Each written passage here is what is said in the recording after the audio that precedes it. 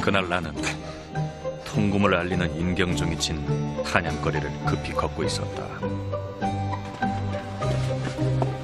술락꾼들의 눈을 피해 골목골목으로 숨어가며 집으로 발걸음을 재촉하고 있었다.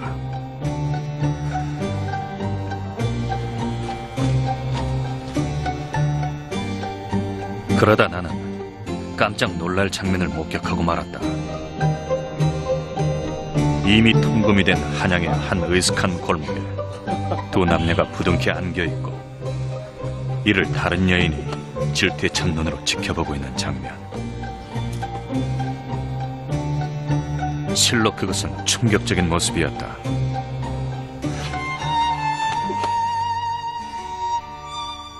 집으로 돌아온 나는 그 놀라운 장면을 그리기 시작했다.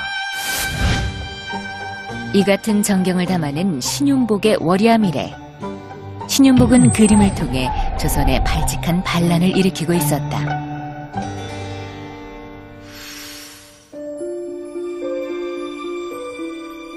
신윤복의 아버지 신한평은 왕의 초상을 3번이나 그렸고 김홍도와 함께 궁정화원이었던 조선 후기 손꼽히는 화가였다.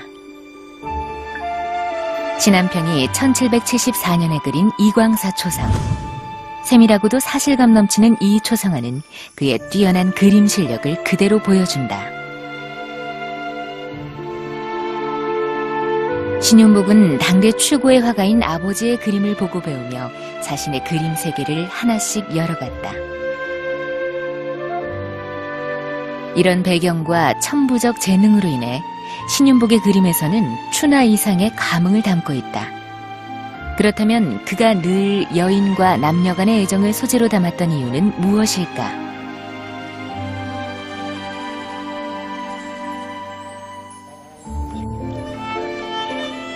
그 답은 오히려 그가 활동했던 시대에서 찾을 수 있다.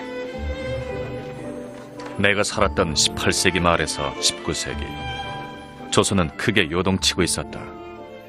신분 질서는 흔들렸고 상공업의 발달로 소비와 유흥문화 역시 크게 늘고 있었다. 특히 거리에는 술집이 넘쳐났고 도시를 중심으로 놀이와 향락 문화가 유행처럼 번져나간 바로 그 시대에 나는 살고 있었다. 당시 이런 시대적 분위기는 예술 분야에도 영향을 미쳐 통속 소설 등이 유행했고 이를 반영한 그림들도 등장했다. 이런 흐름을 처음 그림에 반영한 사람은 다름 아닌 풍속화의 대가 김홍도였다. 김홍도의 우물가나 빨래터 등은 이전에는 볼 수 없었던 남녀 간의 야릇한 상황을 처음으로 담기 시작한 작품들로 이러한 새로운 접근들은 이후 신윤복에게 큰 영향을 미쳤다. 결국 이런 시대적 변화는 신윤복에게 좋은 소재가 됐으며 시대 또한 그의 그림을 요구하기 시작했다. 전하는 말에 의하면은 신윤복이 그 에로틱한 그림을 많이 그려서 도화사에서 쫓겨났다는 이런 이야기가 있습니다. 그런데 이제 당시의 그 사회적인 분위기를 보면 상당히 그 통속 문화가 발달했던 시기였기 때문에 어느 정도는 그 신윤복의 그 에로틱한 그림이 그 용인되지 않았을까 이렇게 짐작을 해봅니다. 신윤복, 그가 유난히 몰두했던 대상이 있었으니 그들은 가장 천한 신분의 기생들이었다. 천하다는 이유로 업수히 여겨지고 이전 사대부 그림에서는 전혀 등장할 수 없었던 기생들.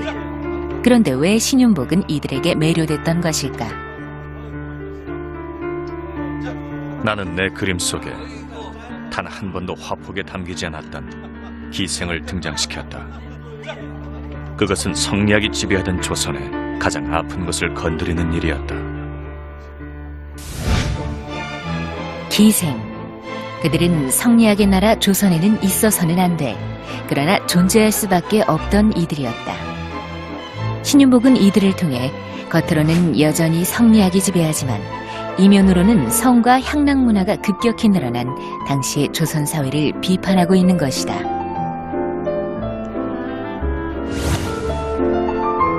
외출했다 갑자기 돌아온 기생 때문에 당황해 더운 날씨에도 기생의 계집종과 함께 두꺼운 이불로 몸을 급하게 가린 양반의 모습이나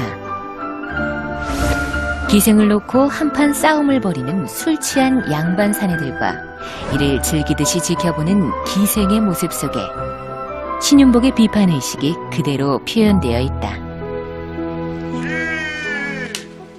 물러가라!